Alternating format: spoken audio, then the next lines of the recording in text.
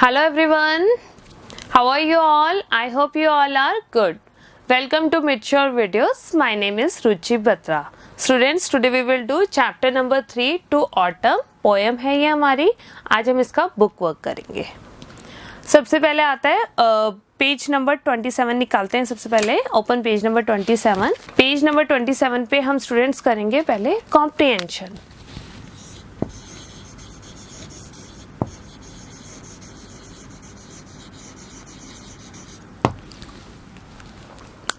Comprehension में question number A, tick the correct option.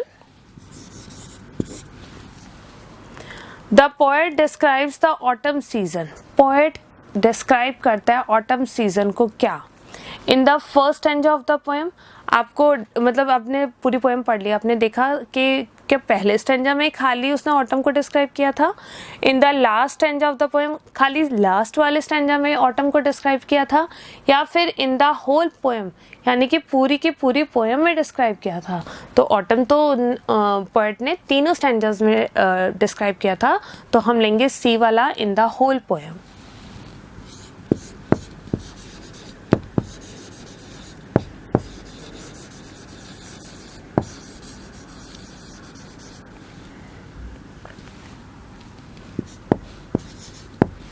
Second देखते हैं.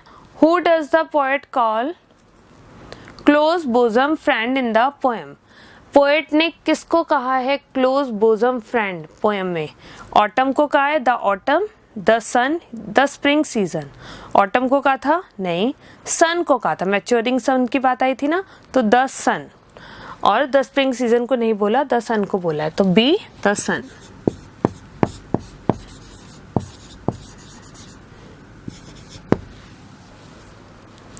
Which figure of speech has the poet used in the poem?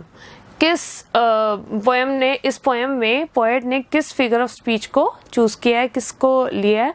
Simile को लिया है, metaphor को लिया है, या फिर पर्सोनिफिकेशन को लिया है? तो मैंने आपको बताया था स्टार्टिंग में ही, पर्सोनिफिकेशन एक लिटरेरी डिवाइस है जो यूज की गई है. तो इसका आंसर है हमारा सी.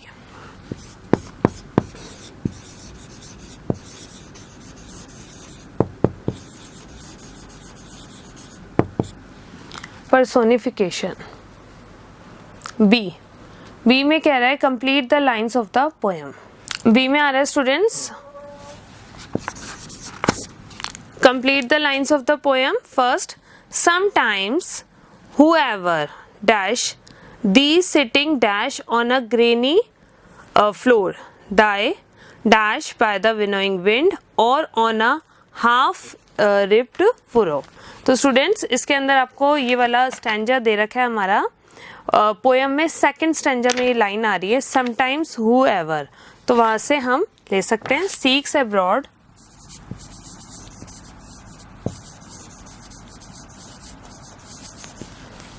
may find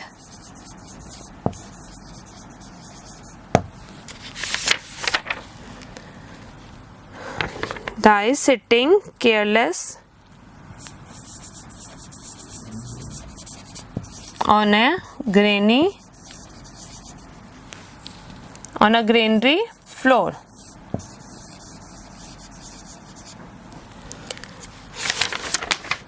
नेक्स्ट लाइन है ऑन अ ग्रेनी फ्लोर. तो आपका गिवन है केयरलेस ही आएगा ओनली. ठीक है. Thy hair soft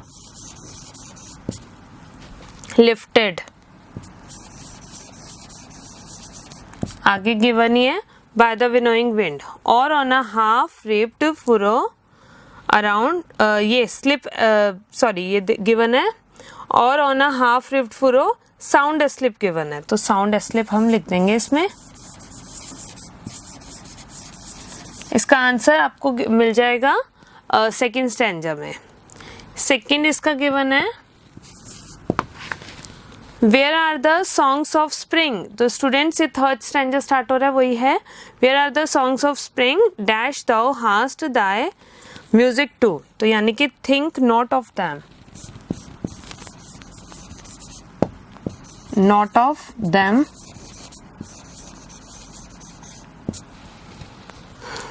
thou hast thy music too. Next आता है while bard clouds bloom, the soft dying day. The soft dying day. Next आता है डैश विद रोजी हु, यानी कि and touch the stubble plains, and touch the stubble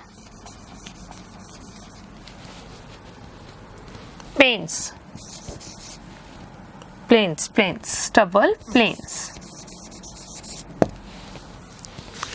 तो students यहाँ हमारा question number B finish होता है। Now come to question number C. Question number C, answer the following questions in brief. आपको कुछ questions given है, उसके answers देने हैं briefly. Question first, what is the main idea of the poem. Poem का main idea यानी कि central idea क्या है। Answer first, autumn is involved with the maturing sun in creating all the natural fruits that develop during spring, conspiring together to fill all fruit with ripeness to the core, to swell the gourd and plump the hazel shells with a sweet kernel throughout the summer. Autumn often enjoys the produce of her nature.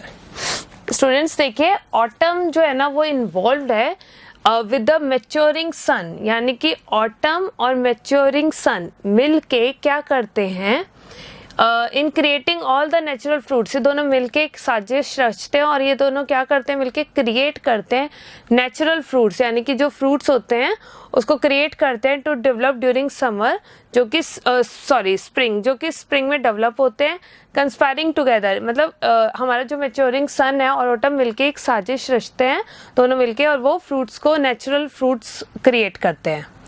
To fill all fruits with ripeness to the core, और ये जो भी fruits होते हैं ना उसको अंदर तक, कोर मतलब होता है उसके अंदर तक उसको पका देते हैं। To swell the gourd means कद्दू को फुला देते हैं, स्वेल करना यानी कि फुला देना। And plump the hazel shell मतलब हेजल एक तरह का फ्रूट होता है, मैंने आपको बताया था। ये क्या करते हैं, उस फ्रूट को शेल यानी कि उनके जो छिलके होते हैं ना, उस फ्रूट के जो छिलके होते हैं ना उसको अच्छे से फुला देते हैं विद अ स्वीट कर्नल, और उसके अंदर जो गिरी होती है ना वो उसको बहुत मीठा कर देते हैं, और उस गिरी को मतलब गिरी से उसको भर देते हैं, और उनको वो गिरी कैसी होती है, बहुत ही मीठी होती है। थ्रू आउट द समर यानी कि पूरी समर में autumn often enjoys the produce of her nature. Autumn क्या एंजॉय करता है, ज़्यादातर क्या एंजॉय करता है, the produce of her nature, जो भी नेचर से प्रोड्यूस हुआ है उसको वो एंजॉय करता है। स्टूडेंट्स यहाँ हमारा क्वेश्चन नंबर फर्स्ट फिनिश होता है। Now come to question number second. Question number second, why does the poet think about autumn more than the season of spring. मतलब कि पोएट क्यों सोचता है, वाई क्यों सोचता है about autumn more than the season of spring, मतलब जो हमारा ऑटम का सीजन है वो स्प्रिंग के सीजन से कम नहीं है। ये बात पोएट क्यों कहता है, क्यों ऐसा सोचता है। Answer, the author of the poem suggests that the season of the spring is always the most beautiful of season। तो पोएट ये बात ऑथर जो है ना पोएम का वो सजेस्ट करता है कि जो सीजन ऑफ स्प्रिंग है ना is always the most beautiful off season, वो सभी सीजन्स में बहुत ही ज़्यादा ब्यूटीफुल होता है। However it seems that autumn is every bit as beautiful as spring. तो ये भी कहना चाहते हैं कि हर कदम पे अगर हम देखते हैं तो ऑटम भी किसी से कम नहीं है, वो भी उतना ही ब्यूटीफुल है जैसे कि स्प्रिंग है। Its beauty is simply of a different kind. इसकी जो ब्यूटी है ना बस अलग तरह की है। The beauty of spring may be less subtle than the rosy hue of autumn's soft dying days, but that doesn't mean that the loveliness of autumn is any less। तो यहाँ पे वो कहना चाहता है कि देखो जैसे स्प्रिंग तो है ही ब्यूटीफुल, लेकिन ऑटम भी कुछ कम नहीं है। अगर हम देखें तो रोजी ह्यूज जो हमने पढ़ा था कि गुलाबी कलर हो जाना डंठल का, और सूरज का ढलना, दिन के ढलते टाइम जो रोशनी आती है उसकी बातें जो की थी, तो वो सब भी ब्यूटी ही तो है। But that doesn't mean that the loveliness of autumn is any less. इसका ये मतलब नहीं है कि ब्यूटी तो ऑटम में भी है अगर उसको देखें तो इसका ये मतलब नहीं है कि ऑटम मतलब अच्छा सीजन नहीं है, किसी से कम है autumn. There is a beauty in autumn's abundance and fullness and ripeness, and that is something spring lacks. जो काम ऑटम में होते हैं वो स्प्रिंग में नहीं होते हैं। जो ऑटम में होते हैं, एबंडेंस हो गया, फुलनेस हो गया, और राइपनेस यानी कि पकाना हो गया, तो that is something spring lakhs. ये वो सारी चीजें हैं जो कि स्प्रिंग में नहीं होती हैं। Students, now come to question number 3। How has the poet portrait the summer season in the poem. Poet ने कैसे पोर्ट्रेट किया, मतलब पोर्ट्रेट मतलब होता है कैसे दिखाया है समर सीजन को पोएम के अंदर में। पोएम के अंदर समर सीजन के बारे में क्या क्या दिखाया है तो देख लेते हैं एक बार। Answer, summer season has made the nuts and flowers all the harvest of summer grow until it burst. तो summer season has made the nuts को बनाता है, एंड फ्लावर्स को, ऑल द हार्वेस्ट सारा वो अनाज, ऑफ समर ग्रो जो मतलब समर में ग्रो होता है उस अनाज को बनाता है, अंटिल इट बर्स्ट जब तक ये बर्स्ट नहीं होता। Students, now come to question number 4। How was the poet described autumn. अब क्वेश्चन 4 आता है कि पोएट ने ऑटम को कैसे डिस्क्राइब किया। Answer 4. The poem praises autumn, describing its abundance, harvest and transition into winter. तो पोएम जो है ना वो प्रेज करता है, तारीफ करता है किसकी, ऑटम की। डिस्क्राइब क्या करता है, इट्स एबंडेंस को, हार्वेस्ट को, और ट्रांजिशन इनटू विंटर मतलब विंटर में उसका जब बदलना होता है उसको। And uses intense sensuous imagery, और इस बहुत ही सेंसुअस इमेजरी का यूज करता है जो कि है to elevate the fleeting beauty. Elevate means होता है कि मतलब किसी हायर पोजीशन पे आना। तो एलिवेट द फ्लीटिंग मीन्स होता है कि शॉर्ट लिव्ड, मतलब छोटी सी ब्यूटी ऑफ द मूवमेंट जो है ना उसकी ब्यूटी को दिखाने के लिए इमेजरी जो ये यूज करता है। The poet has presented a lively picture of the autumn. Poet क्या प्रेजेंट करता है, लाइवली पिक्चर ऑफ ऑटम की, मतलब ऐसा लगता है कि हम जैसे ये सारे सीन्स खुद देख ही रहे हैं, लाइव हो हमारे आगे।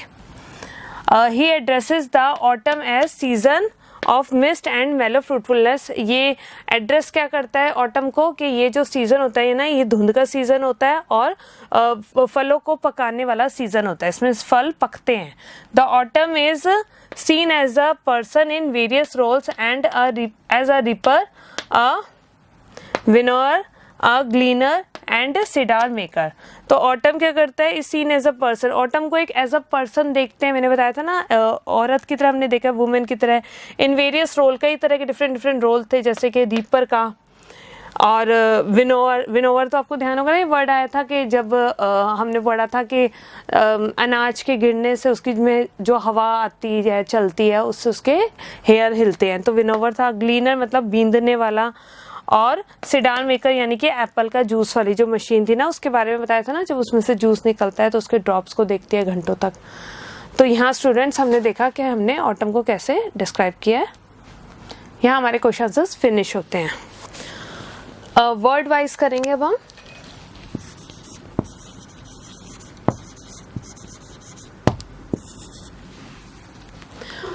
Pick out 6 Latin words from the poem. Poem में से 6 लैटिन वर्ड्स आपको ढूंढने हैं। तो फर्स्ट आता है स्टूडेंट्स हमारा मिस्ट्स, सेकंड आता है हमारा एमिड, ब्रूक, एक वर्ड आया था हमारा एमिड, एक वर्ड आया था हमारा brook, clammy, swath, bourn, clammy,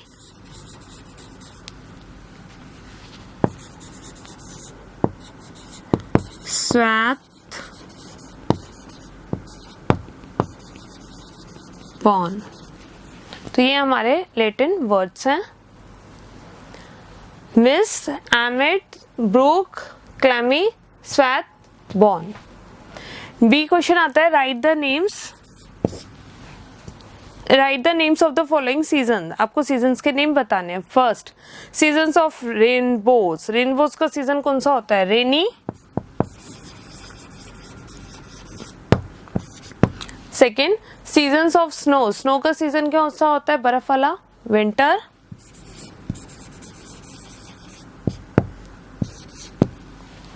seasons of sunny days. Sunny days का सीजन होता है ऑटम।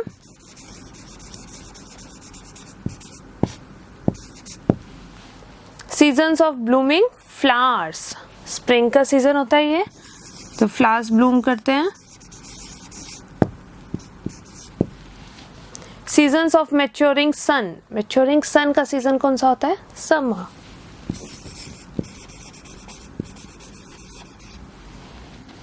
तो स्टूडेंट्स, यहाँ हमारा क्वेश्चन नंबर बी फिनिश होता है। अब देखते हैं हम स्पीकिंग पार्ट। स्पीकिंग पार्ट में देखिए, if you wish to invite your friend to go somewhere you can use the following phrases. अगर आप चाहते हैं कि आपका फ्रेंड आपके साथ कहीं जाए तो आप कुछ फ्रेजेस गिवन है, आप उनका यूज कर सकते हैं। First, would you like to join me for a coffee. क्या तुम मुझे कॉफी पे ज्वाइन करोगे? सेकेंड, कहीं ले जाना है आपको, इन्वाइट करना है, तो why don't you come with me for a picnic. तुम ये सब पिकनिक क्यों नहीं चलते हो? Third, I would be happy if you could join me for a tasty dinner. तो मेरे को बहुत खुशी होगी अगर तुम मुझे ज्वाइन करोगे टेस्टी डिनर पे। Fourth, it would be my pleasure if you come to my party. ये मेरे लिए बहुत ही खुशी की बात होगी अगर तुम आते हो मेरे यहाँ पार्टी पे। तो स्टूडेंट्स, आप अपने फ्रेंड के साथ इस तरह से कन्वर्सेशन को ट्राई कर सकते हैं। नेक्स्ट आता है activity. Find out the names of 4 famous nature poets and write the names of at least 1 poem written by each of them. आपको क्या करना है? आपको 4 फेमस पोएट्स के नेम लिखने हैं। कौन से पोएट्स? Nature poet. और आपको क्या करना है? उनके जो भी उनकी रचना है ना, वो भी साथ लिखनी है। एटलीस्ट 1 पोएम तो आपको लिखनी है। रॉबर्ट फ्रॉस्ट की लिखते हैं पहले।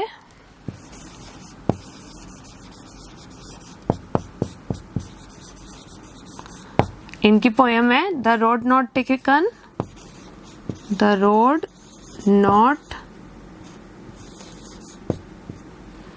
टेकन। यहाँ हम लिख रहे हैं पोएट का नाम, यहाँ हम लिख रहे हैं उनकी पोएम। ये है हमारा आंसर। एक्टिविटी है ये हमारा।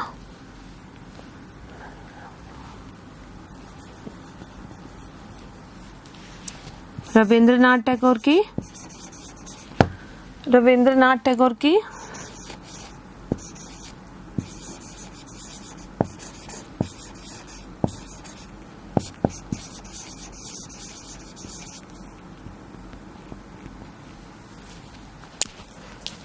एक्टिविटी।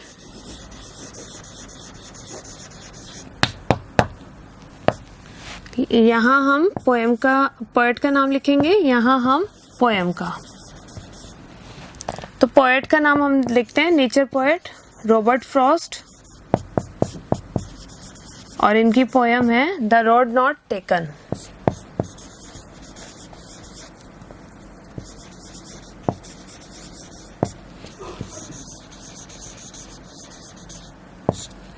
नेक्स्ट आते हैं रविंद्रनाथ टैगोर।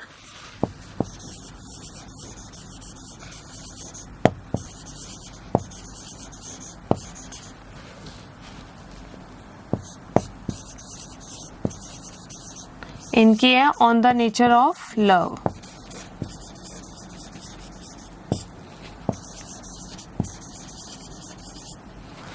थर्ड है हमारे एल्फ्रेड टेनिसन। इनकी है famous nature poet brook. Word हमारा इस पोएम में भी आया था। नेक्स्ट है विलियम वर्ड्सवर्थ।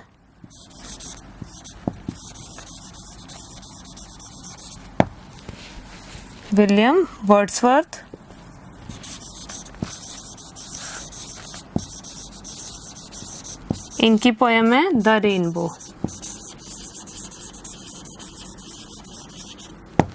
तो स्टूडेंट्स, हमने वन साइड में नेचर पोएट लिखे हैं और वन साइड में पोएम्स लिखे हैं जो कि नेचर से रिलेटेड है। तो हमें 4 पोएम्स और 4 पोएट्स के बारे में बताना था, तो हमने 4 हमने बता दिए दोनों। तो स्टूडेंट्स, यहाँ हमारा बुक वर्क इस चैप्टर का फिनिश होता है। आई होप आपको अच्छे से समझ में आया होगा। Have a nice day. Thank you so much.